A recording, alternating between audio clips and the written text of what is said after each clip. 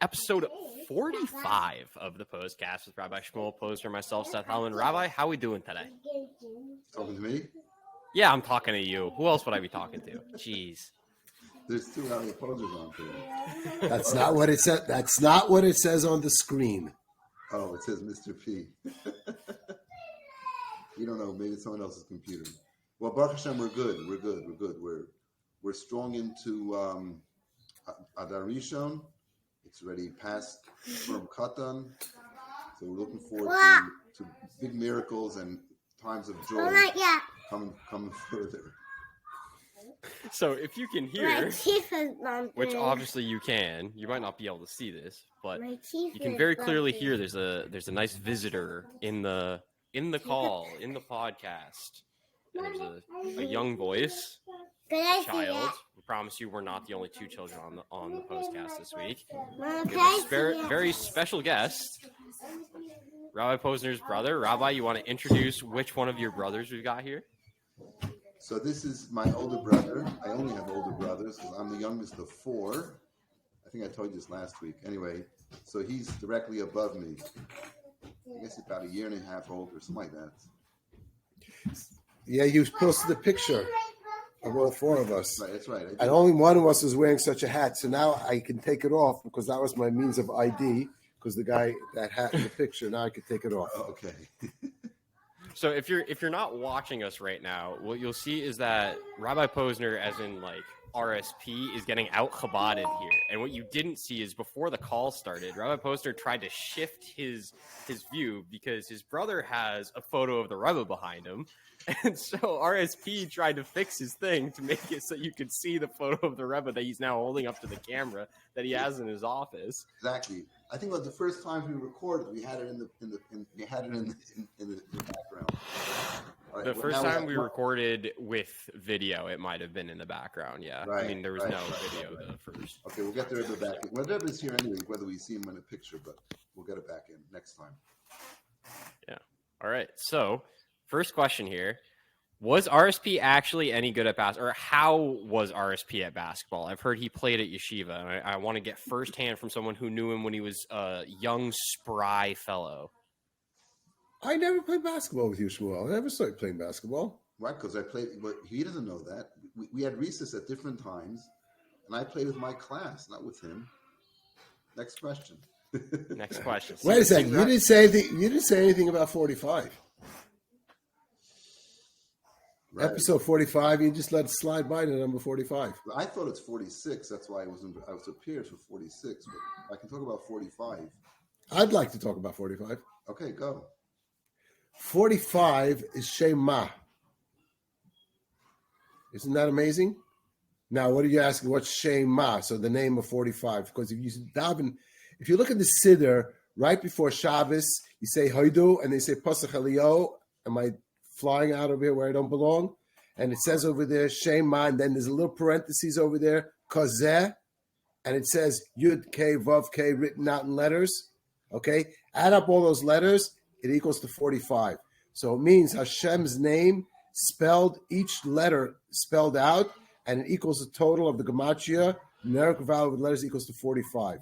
And basically, there are four names. Shema, Shem, Ban, Shem. Right, Shema, Shem, Ban, Shem, Sag, Shem, Ab. Okay, 65, 52, 45, 52, 63, and 72. Okay, now, that each one, you could change the way that you spell out the name Yud, K, Vav, K. Now, the interesting thing is 45 equals 4 plus 5 equals 9. Okay? 9 is a very special number because 9 is a number that always equals to itself. Okay? Take 9 times 3 equals 27. 2 plus 7 equals 9. 9 times 4 is 36. 3 plus 6 equals 9.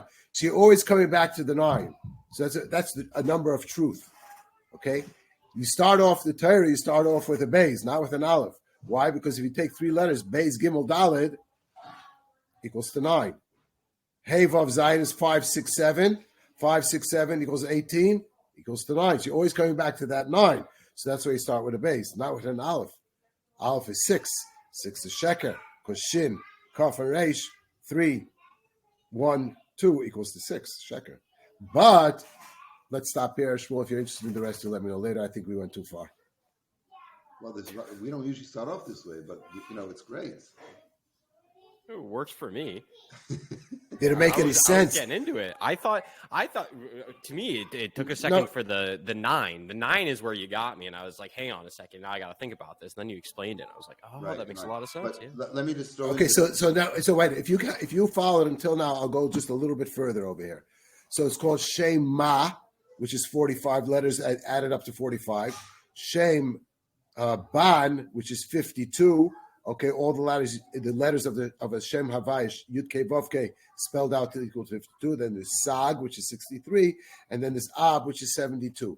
So the question is, why do we say Ma, Ab, Sag, Ban, which Ma is 4, 5, 45, Sag is 63, Ab is 72, but when we say Ban, we go 250. Why is it backwards? Why didn't we say Shem Nab?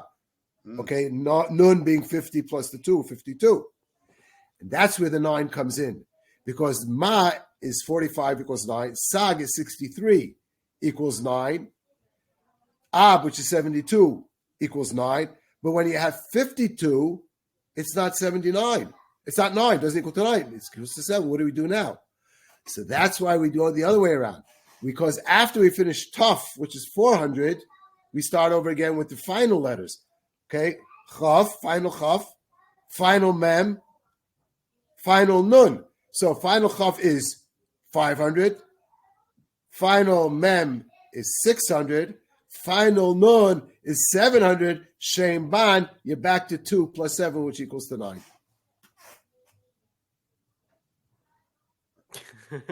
There's a lot of numbers there, man. I'll have to listen to the replay to get that one. I have to slow that down and write it. Final Nun. Yeah. Make a final right. Same Ban, 2 plus 7. Oh, okay. Okay. I'm sorry, I went too far. We'll believe you. We'll believe you on the math. Listen. It's all your guys' fault that I went and I was blabbling on over because I think it was Winston Churchill. Somebody came over and asked, "How long does it take to prepare a speech?" Well, it depends. You want me to speak for 10 minutes? Give me 2 weeks advance. Oh, you want to speak for 2 hours? I can do that right now. Right. So just to bring it back to the word Ma means what. So the Shem Ma is like what, and this is actually a very holy name of Hashem. And Moshe Rabbeinu, Moshe says when the Jews are complaining, he says to them, when he says, "Why are you complaining to us? Vanachnu Ma, we are Ma." Ma means what? What means has no self-definition. So the name of Ma is very much connected to the Jewish people in the sense that they're completely nullified to Hashem. So the Moshe says, what am I? Who you complain to me? What am I? But in that sense, he's using the word Ma. So the name Ma is the energy of the Jewish people to transform the world and make them godly. But then you're going to go into Chochma, which is Koyach Ma. Right. So if we better get off of the 45 and drop it. Otherwise, we'll do this a whole night. We have a whole show on what 45 is. Right. Okay. Exactly. Jason, Seth, you take it over. Okay. Great. So one last RSP question, or I shouldn't say one last, but last one to start things, and then we'll move on. What was it like growing up with a young RSP? Okay. So Shmuel, please turn it off. Turn off Shmuel. Can you blot him out? I don't want to hear what I'm going to say. Actually, my brother Shmuel is my hero. He always was. He always was. Why is that? I don't know. Even though he was my younger brother, I always looked up to him. I always admired him. I always, I thought he was a great guy. Okay, now let's see somebody argue with me about that, huh? I dare you.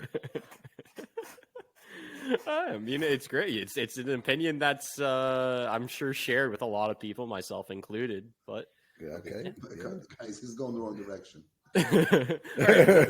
We'll focus in on you. So, me and Rabbi, obviously did some prep for the Pos-cast today. It was very important for the Rabbi that we were we knew what we were doing and we knew what questions we were going to ask coming in. So he told me. You were thrown way off track already. Correct. He told me that you went to yeshiva in Venezuela, and I wanted to know how that came about and what that experience was like going to school so far from home. Okay, it's not your typical going to school. That you can be sure of that. So just a general background. Starting in about somewhere in 1964 or 5, 6.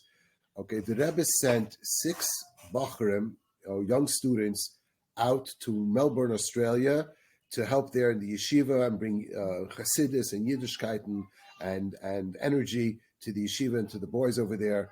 And that was like a totally new concept. And it was really the exceptional boys who were chosen to go out over there. And then they left the United States. They went there. They were there for 2 full years, did not come back at all. Remember, that was in a time where you couldn't just make a Pos-cast with 3 people miles and miles apart and communicate like that. A long distance telephone was something which was virtually unheard of. But they went away for 2 full years. Siblings got married. They didn't come back to to these weddings. They were there. As time went along, it's in the early 1970s. So there were others that opened up. The first one after, I think, was like Miami. Okay, Miami's not so far. Miami is a very different situation. 10 boys were chosen to go to Miami to, bolster and to encourage and to help out and be part of the school over there. In 1977, summer of 1977, I was in camp in Montreal, and I got a phone call. Now, when it means I got a phone call, it wasn't mean I was walking around my cell phone. What were you doing in camp? I was a lifeguard. I was lifeguard in Camp Montreal. It's a beautiful lakefront. Now I understand they messed everything all up. They put in a swimming pool over there. It's never going to be the same. Yeah, is right. They have a swimming pool. No, we had a lake, and I was lifeguard. Beautiful lakefront. We used to have boating, and I used to go skiing over there. But I was the lifeguard over there. And I get a phone call. Now, a phone call means you heard over the microphone, over the whole speaker system throughout the whole camp. Chezi Posner to the office, you have a phone call. Chezi Posner to the office, you have a phone call. I'm sorry. Lifeguard Chezi Posner. They were so particular about titles, titles. Lifeguard Chezi Posner. Anyway, I came to the phone call. Who's on the phone? Rabbi Klein. Rabbi Klein is, HSolo was one of the people in that so super special office that was the Rebbe's secretary. If you want to go through to the Rebbe, anything was there. That little room over there that had the, I think till today it has, doesn't have a push button telephone, has like a dial, rotary phone, But that's where the whole Chabad went through, that old fashioned little place over there.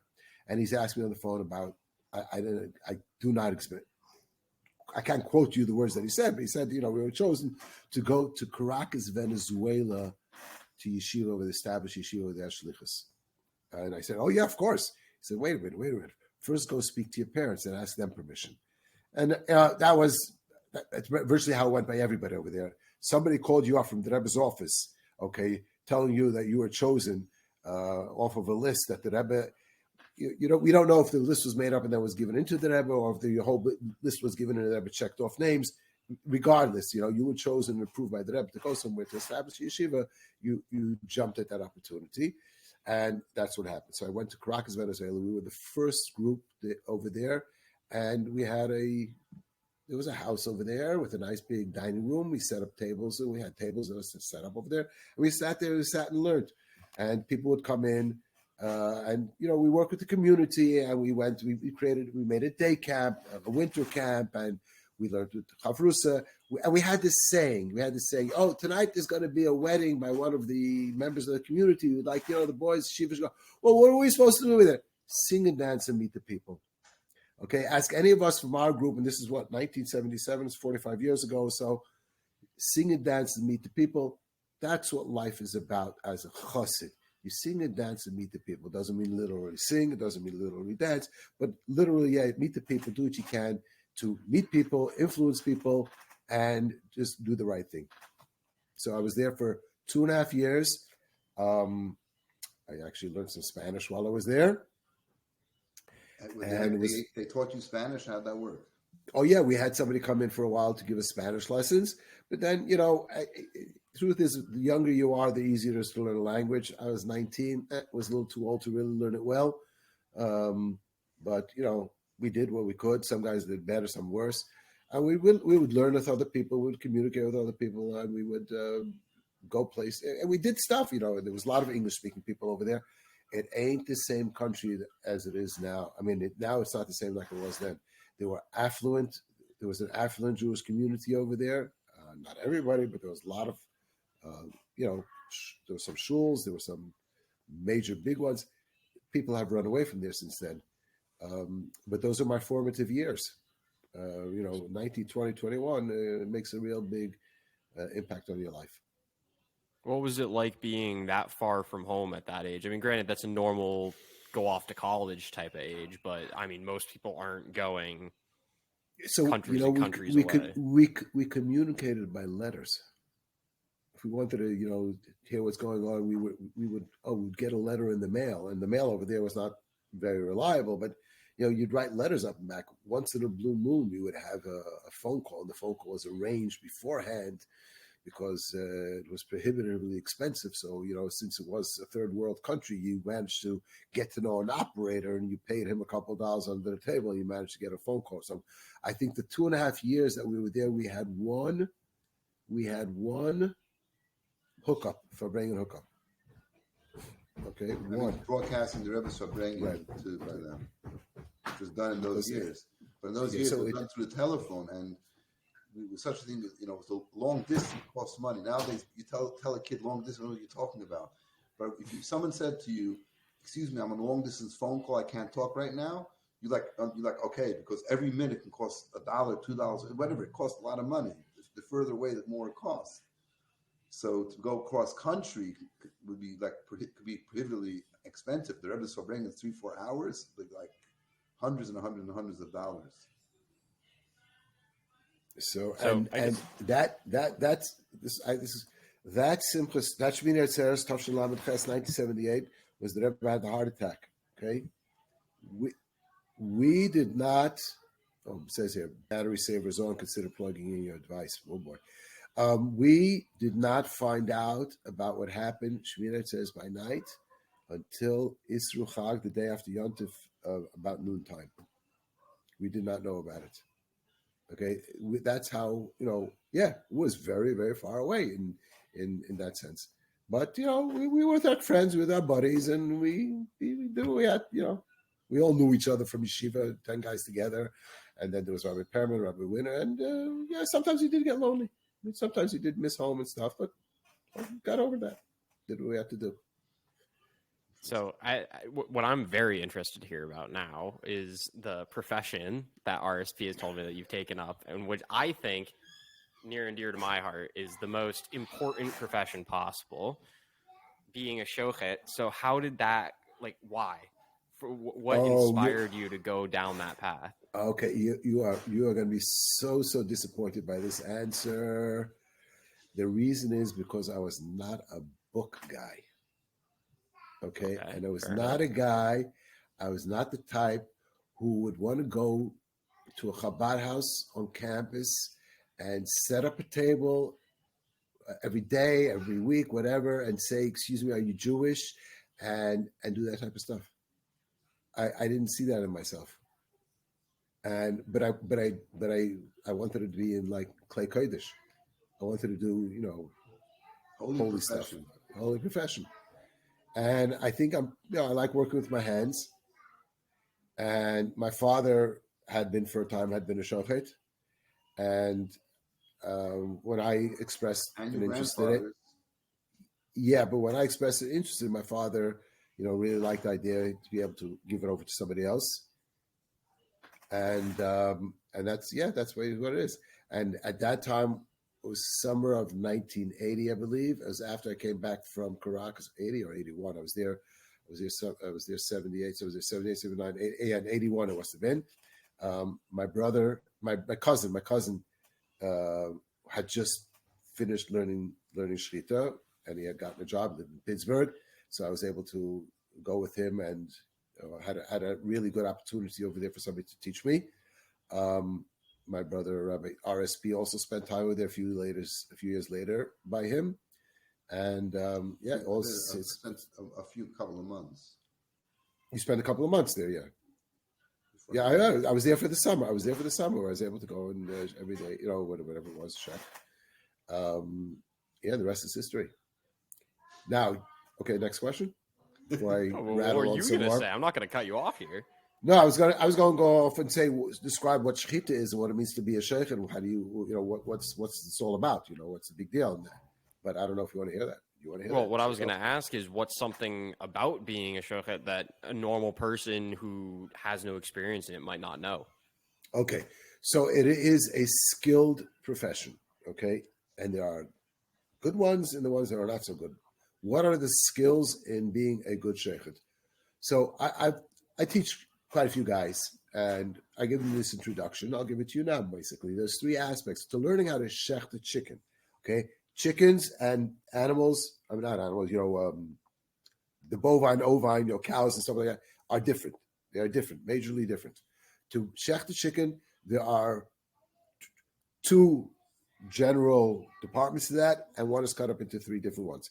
One is studying the laws, and then there's a practical aspect, okay? So you got to learn the book, know the laws, complex laws, not very complex, but detailed laws, not very hard to understand, but detailed laws.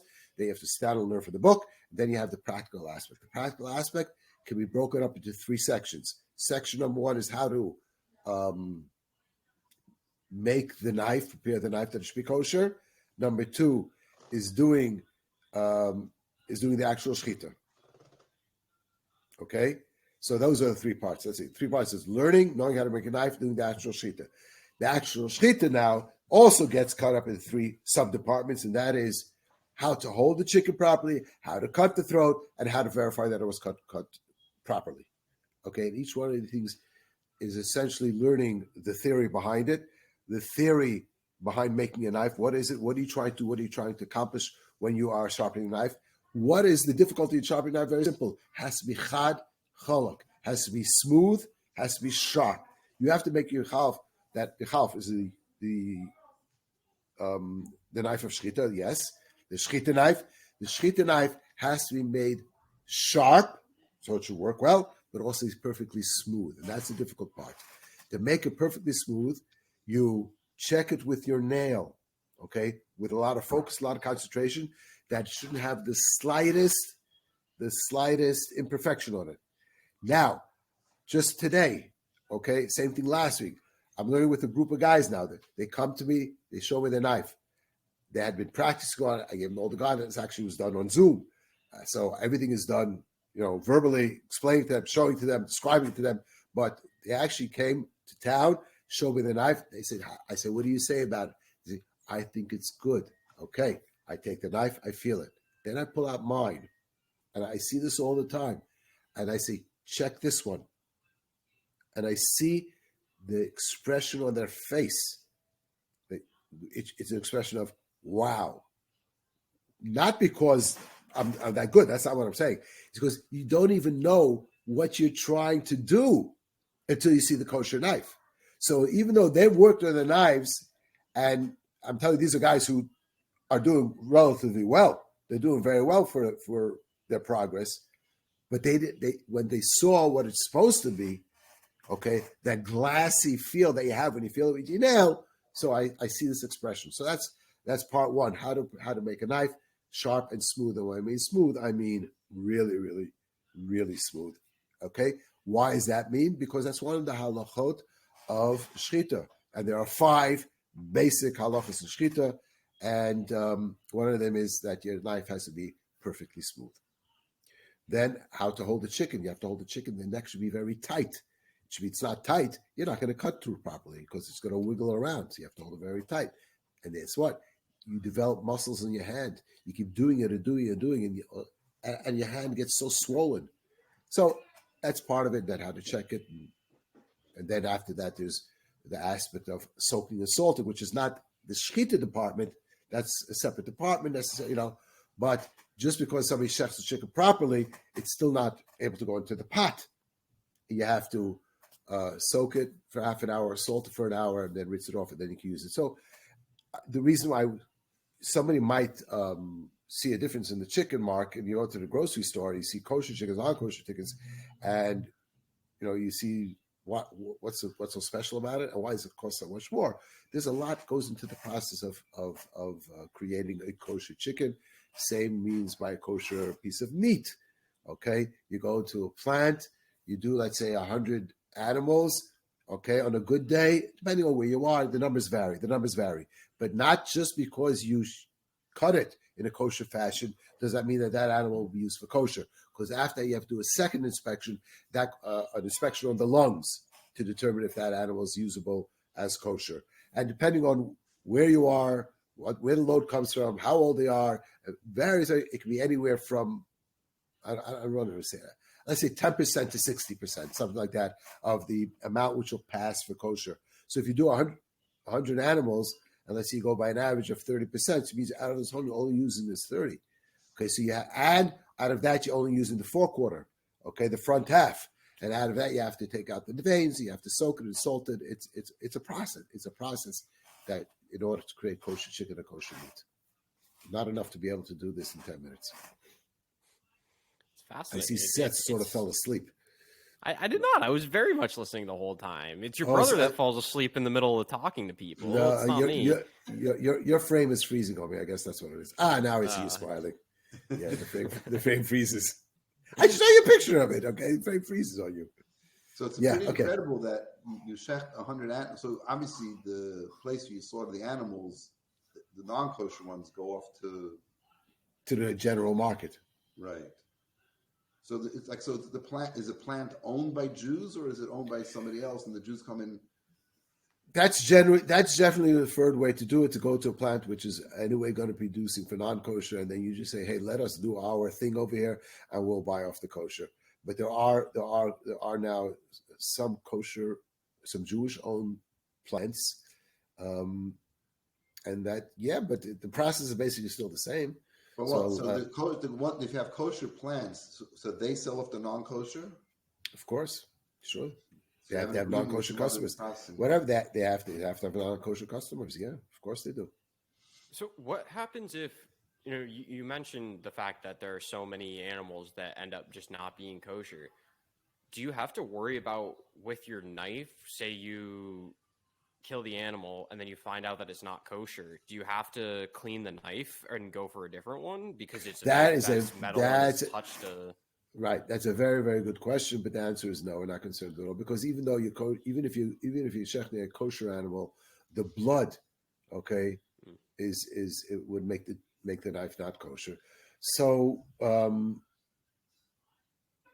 it's a good question, but no, we don't do it.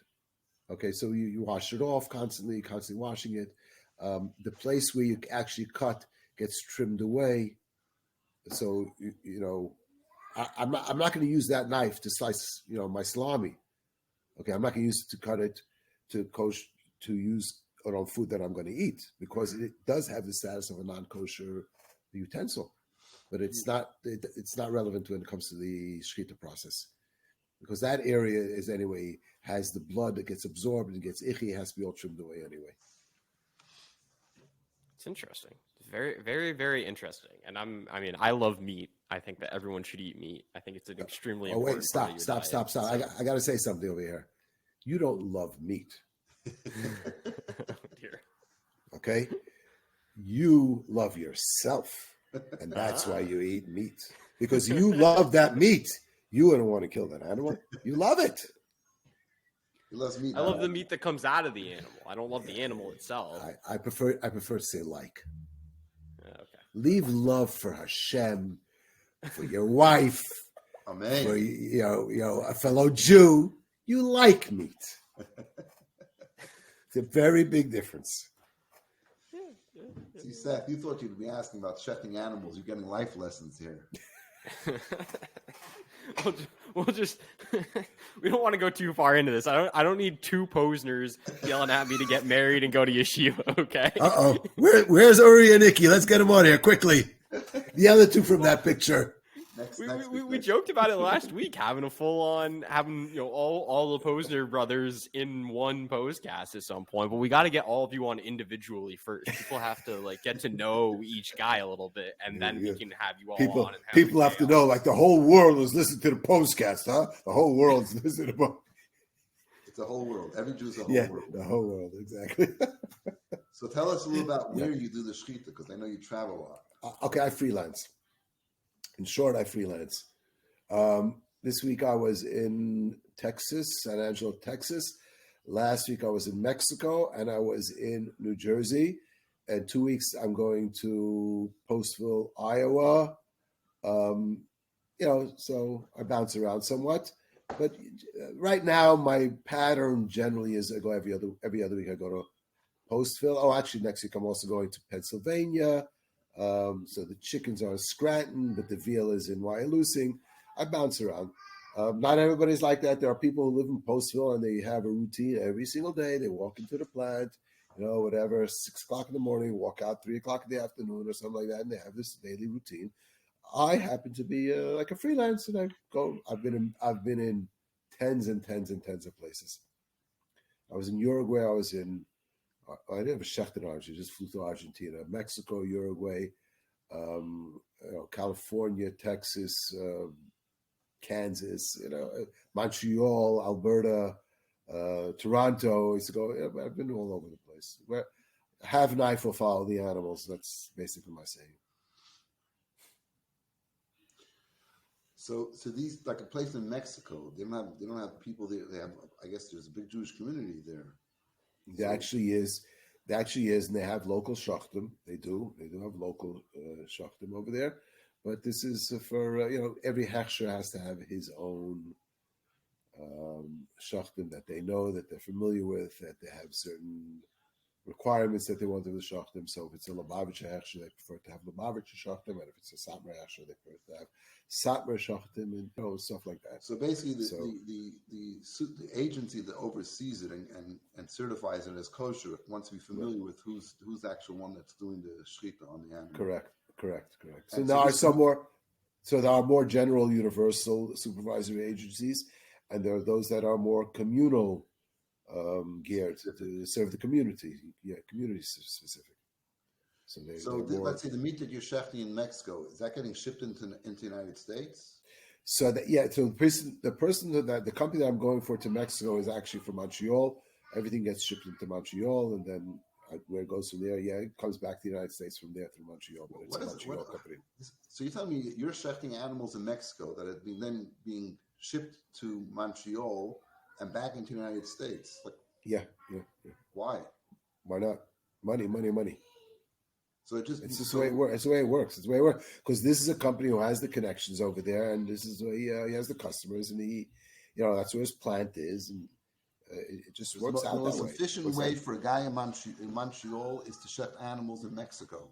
Okay, so it just happens to be that the price of meat, it's constantly fluctuating and changing. But when this all started, the price of meat in Mexico was much cheaper than it is in Canada. You get a higher percent of kosher over there. It's a different animal. It's a different type of an animal. They're raised differently, they're higher percent, and it's different quality beef also, but it's much cheaper. One second. Different, I think me and Seth think. Ask Seth what that means. You have to get the good marbling, Rabbi. You have to get the marbling. That's right. You got to have the marble. That's right. And you know what the marble is? The marble is the fat. The fat is the flavor.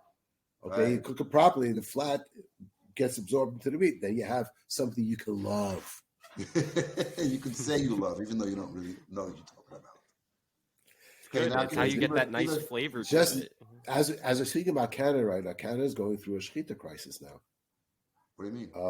What I mean is that they want them to stun the animal after the shechita. After the shechita? Okay. One second. I'm gonna. You can put me on mute for a moment because I got to get this plugged in because it says my battery is low. So I'm going to shout up right now. Okay. Mushki! My battery's dying. What can I do? Oh, I do have that ability. Look at the hat. Oh, we're learning new things every day. Okay, you can unmute him now because he's back on. Yeah, I'm back on. So keep on talking. Okay, so they're having a crisis because, especially by the veal goes at about 75 an hour, and they want them to stun it before they hang it. Okay, so that the guy who came up with this idea can feel good that he's sheathing the animal nicely and not hanging it up, even though it is unconscious. It is unconscious because you cut the carotids, okay, the two carotid arteries during the shechita. There's no more blood flow to the brain, and that thing just collapses down. So I'm willing to bet you whatever you want that this animal senses nothing at this point. Okay, but they're, why is there a problem stunning it after it's shechted? Because then they want to stun it before. That's so. So those they want it probably to make sure that it actually dies. So strictly by, that's a good question. By the strict guidelines of halacha, you probably are allowed to do it, and that's where they do it in some places. But you don't want to allow government agencies to get involved in the kosher process and to make rules about the kosher process. Okay, so they say, fine, you have to wait a minute before you stun it. Okay, we'll allow you to stun it, but they say no. Well, no, you can't hang it up right away. The rabbis say you got to wait a minute to stun it. So therefore, if it's going 75 an hour, you got a problem. Okay, and it keeps creeping in. Okay, if you don't stop them right away in the beginning, or you'll end up with what's happening now in Europe with shechita. Banning it completely. They're banning it completely. But wouldn't it? Why would they ban it completely? Isn't it the entire point of it that it's supposed to be more humane than regular killing? Why is Israel right now being accused of genocide? Aren't they just defending themselves? I don't know if they just don't like Jews. Yeah. There you go. Fine. That's it. Yeah, so just, historical fact, the first law that was enacted against the Jews in 1933 in Nazi Germany was an anti-shechita law because, get ready for this, because it's inhumane. Do you understand? The country that got you wiped out. That slaughtered people, gas to the greatest extent ever. Shechita is inhumane. Yeah. It's concerned about the chicken being slaughtered instantly. Okay, because I think over the past 6 months, okay, and any knowledgeable Jew who knows just a little bit about history, knows a little bit about our culture and stuff, is not surprised by what's going on now, because it's been happening for millennia. It's been happening for 3,000 years. Okay, that cycle of baseless anti-Semitism. We know that there's crusades and we know there's pogroms. We're aware of that. Anybody who has a little bit of knowledge of Jewish history. But now we're seeing it go through another cycle again. We forgot about it after World War II for a while. We lived through World War II, but then we came to this America, which is a free country where it almost didn't exist, anti-Semitism and the discrimination. But now it's rearing its head again. Why? Because, that's enough. So let's pivot. Let's go from killing animals to saving people. So Rabbi Posner has told me that you're part of HSolo, which is obviously a wonderful organization. I'm curious. Oh, look at that. He's got his. So for those of you who aren't watching us, he's got his little HSolo communicator on him right now. And so I'm just curious, what got you into HSolo? That is even funnier than the other answer I gave. The other answer wasn't funny. It was just maybe surprising. But I had a store in Canarsie, a Judaica store in Canarsie over there, down a few blocks away. A guy calls me up, one of my friends, says, "Guy, they're starting a HSolo course tonight in Flatbush." I says, "So what?" He says, "Come on, let's go." I said, "I'm no interest in it. Leave me alone." "No, they're starting an EMT course for HSolo. Let's go." I say, "It's not for me. What do I want it for?" I never thought about that. He says, "I'm going to pick you up. We'll go." Okay, fine. Pick me up. And he didn't say it's a course. He says, he presented like some sort of an introduction to what it is, Anyway, he picked me up, and the rest is history. He never made it into HSolo, and I've been doing it now for 30 years. That's I awesome. sat through the course. I sat through the EMT course. I learned it all. Problem is that 30 years later, I still remember what I learned 30 years ago, but the protocols that keep getting upgraded and updated. I can't, the white beard doesn't allow me to absorb it anymore. So, I sit around and tease the young guys, and they tease me, and we have a great time together. But yeah, I've been doing it for 30 years. Now, you want to know what that means. For those people who are listening, what HSolo is a volunteer ambulance service. Okay, it even says that on my license plate. After 30 years, I got a license plate that says on it VAS, volunteer ambulance service. The difference between us and any other volley in the whole, well, not Israel. Israel copied off of what goes on here in New York, but the difference of we and any other volley service is that the typical volley service has guys who volunteer for 8 hours twice a week or something like that, that type of stuff. And they sit in the garage or where they have the ambulance, and they're ready to respond to a call whenever is needed. Volunteer firefighters all the place. Or they may be at home, they get a phone call, they got to go run to the station, pick up the fire truck, and go and respond to a call. The same thing with the ambulance services. We respond direct, jump out of bed, get into the car, and run to our neighbor, and then another person individually is dispatched to the ambulance. So because that is like that, or a guy could just be riding around, driving up Kingston Avenue, and any units available for 770, which is the corner of Kingston and Easter Parkway, and within 10 seconds, he's there. Why? Because he's not in uniform, he's not sitting on the ambulance, he's not sitting in the garage, he is just, doing whatever is going around his daily routine. And because you don't need the ambulance as the first responder, we have a much higher response time that way. And yeah, you could be just middle of doing whatever it is that you're doing, and you pick yourself up, you leave, you're gone for hour and a half, 2 hours, tending to whatever has to be taken care of. Transporting a patient, treating a patient. And there are probably, in Crown Heights itself, you got to figure an average of, 5 to 10 calls a day. It fluctuates. I'm saying 5 to 10 calls a day. Some days it's way higher than that. Some days it's a little bit lower.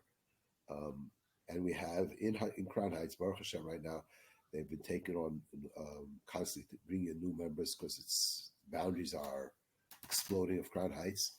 So we have about 70 members. So to make sure that all calls get covered and that you don't wear out the guys from constantly going on too many calls. But I can see on my phone exactly how many calls I responded to in the past year. Okay, because we have an app. It's called HSolo Member App. You see it over there?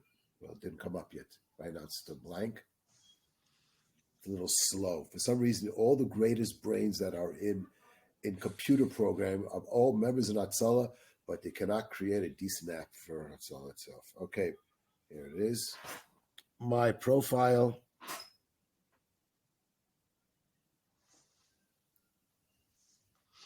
And calls by disposition. And there you can see past year. How many calls? Can you read that? No. Cannot. 332 calls in the past year. Okay. Wow. I am not one of the most active guys. Okay. It's almost one a day. Yeah. Because some days I can go 2, 3, or 4. And sometimes I'll go for a week or two and not go on anything. But yeah, 332 past year.